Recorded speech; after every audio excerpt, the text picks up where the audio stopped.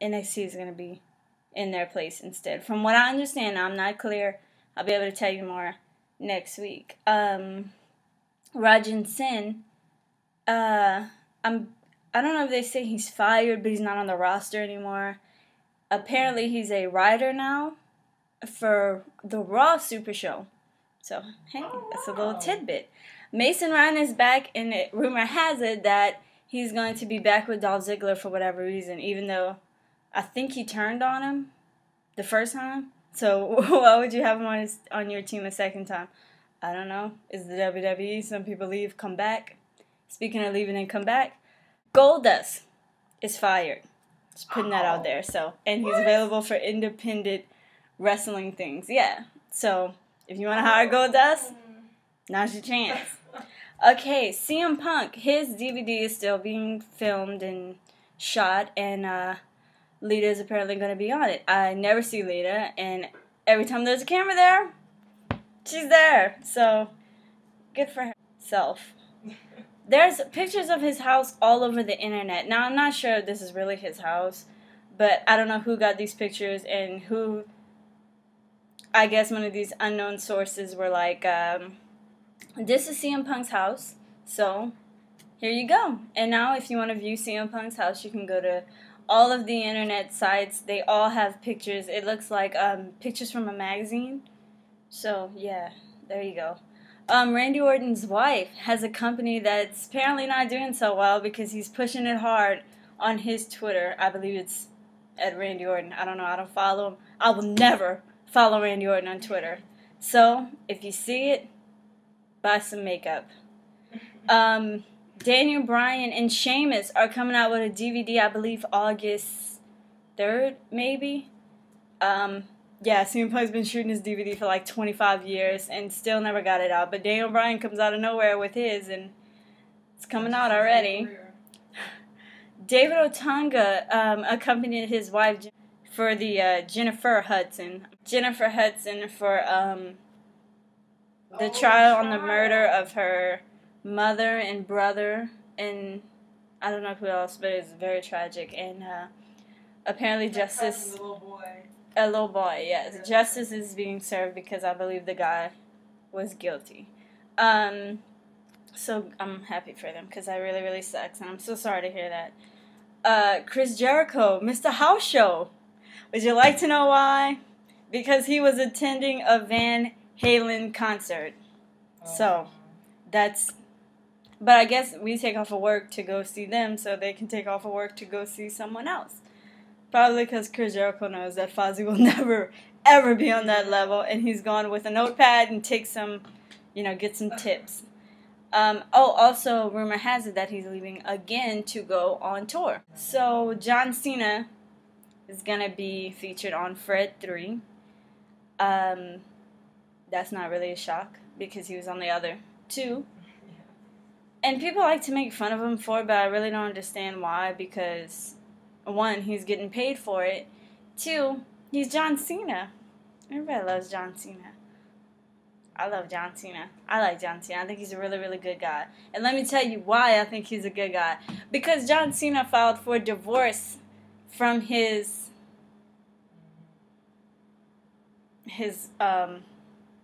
ex-wife.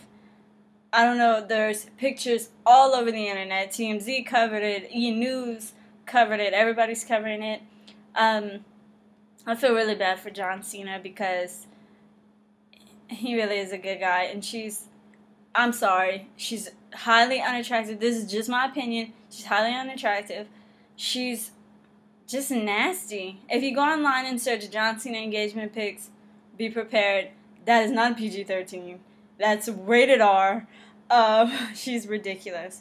And I feel bad for him because I really think she's going to try to make him look like a terrible person.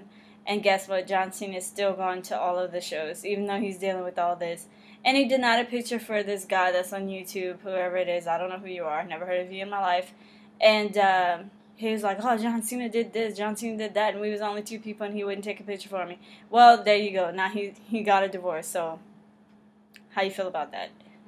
That would make me feel really bad. Then, right after I got filed for divorce, somebody's like, John Cena's mean and he's evil because he wouldn't take a picture with me.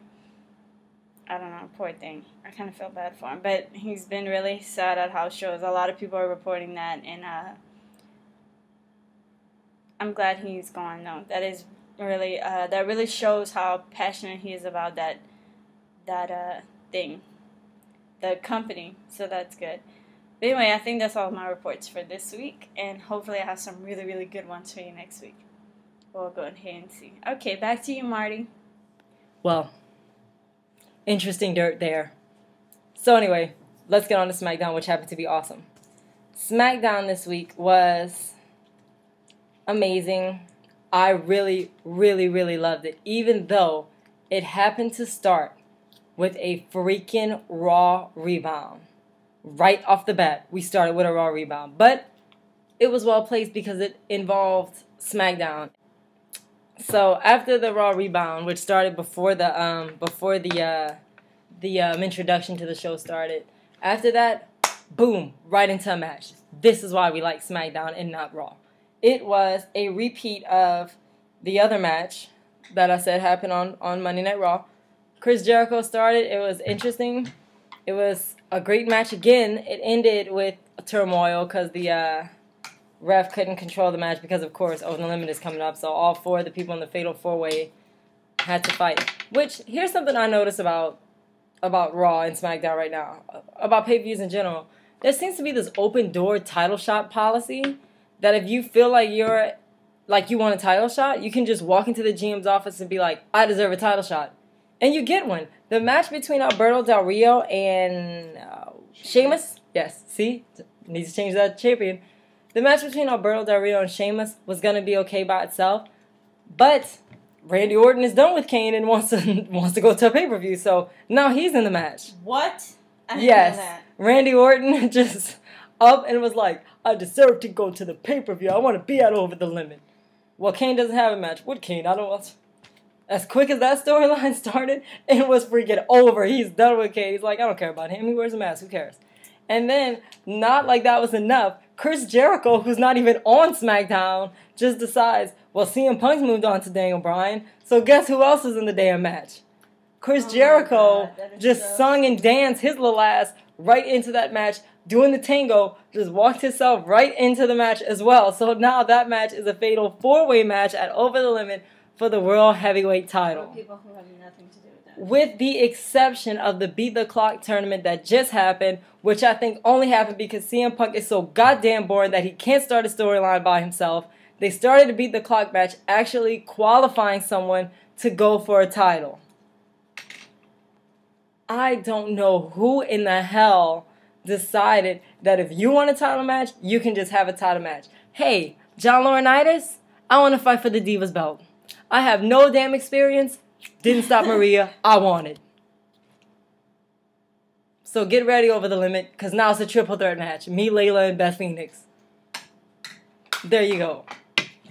Anyway, so Alberto was the only one who legitimately won contendership. I don't really remember how, because I guess I must have missed an episode of SmackDown. But apparently he was there. So, Booker T. First of all, let me say Booker T. The hell is that dude saying? He says something about I don't even know what the conversation was. And then at the end of the sentence he goes, Josh. But I didn't know what he was saying before then. And also, during that match with Alberto Del Rio and Chris Jericho and all those other people that don't belong in the match, while they were fighting, did y'all notice when Randy Orton flipped Alberto Del Rio into the crowd? This girl started screaming like he pulled out a gun. It was so damn funny. For those of you who don't know, I have to watch the replays on Saturday nights because I usually work on Mondays and Fridays, but I'm watching it and it's like 1:30 in the morning and I had to laugh out loud by myself in my living room because he picks him up and does over the security wall. This girl just goes, ah! Like he shot him in the chest. It wasn't. I understand you weren't expecting them to go in the crowd, but I mean, really, it's just not that big a deal. Alberto didn't stab you or get naked or anything. He just flipped over the thing. Okay, so anyway, so that happened. The match didn't end, which at the end of the night led to the 4 superstars being broken up into singles matches, 2-on-2, whatever. I mean, 1-on-1, 2 different matches, 4 people. You do the math. Then was my worst match of the week, maybe of the month. AJ versus Caitlyn. Now here's the problem with all these things here. AJ came out and she was serious.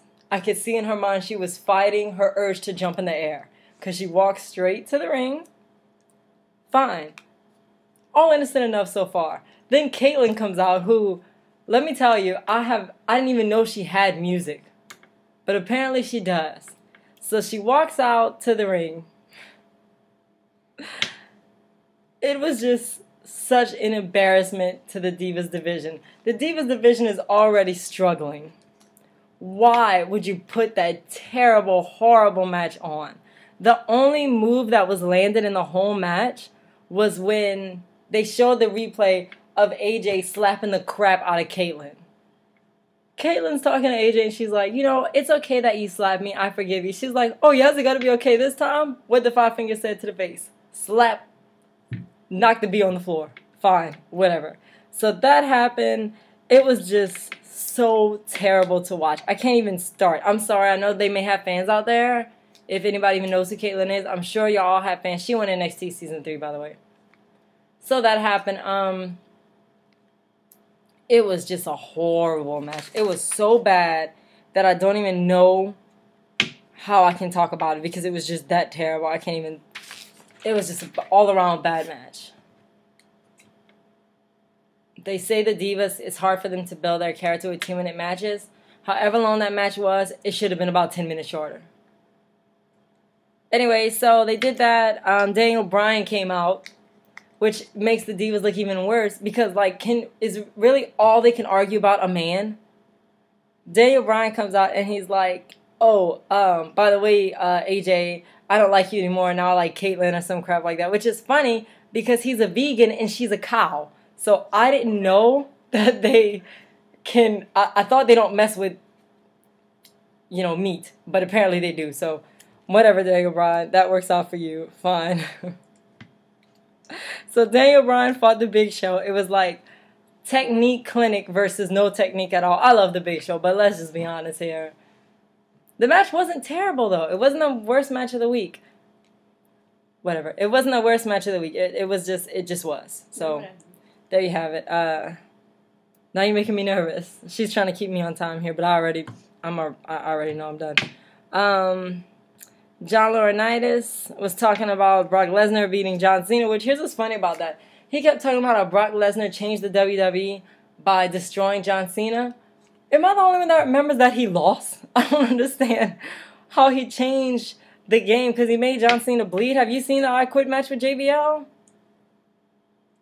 John got his ass beat, but guess what? He still won, so Brock didn't change anything. And now he's gone again, which is fine because I don't want to see your big dumb ass anyway. Bye, Brock. So that happened, and then Heath Slater came out. Why does Heath Slater keep coming out? Can someone please tell me that? Heath Slater is the most aggravating person on all rosters that ever existed in the WWE. He just was so boring. But he did fight Ryback, who came out and gave him the ass whooping I wanted to give him. They just beat the crap out of him. I don't even know what he was talking about. Ryback, too, let me say this, his moveset is amazing. That guy, just he has like 1,000 ways to beat somebody's ass. And it was a really interesting thing just watching him wrestle because he's really, really good at it. It was good. Also, I have to say, both of them were on NXT Season 1. The guys from NXT and the guys in the original Nexus, they all seem to be doing really, really well. It took a while, but almost everyone from the Nexus is doing stuff now. Where the hell is Wade Barret? I heard Wade Barret was acting or something. I heard he was in a movie with somebody. Now, I don't know if that's true. That's your job to find that dirt. But I heard Wade Barret was in a movie somewhere. I think Justin Gabriel's injured. But everybody else, I mean, we'll get into Darren Young's fine self later. Daniel Bryan, Heath Slater, Ryback, who skipped Sheffield. I don't know who didn't know that, but just in case you didn't, there.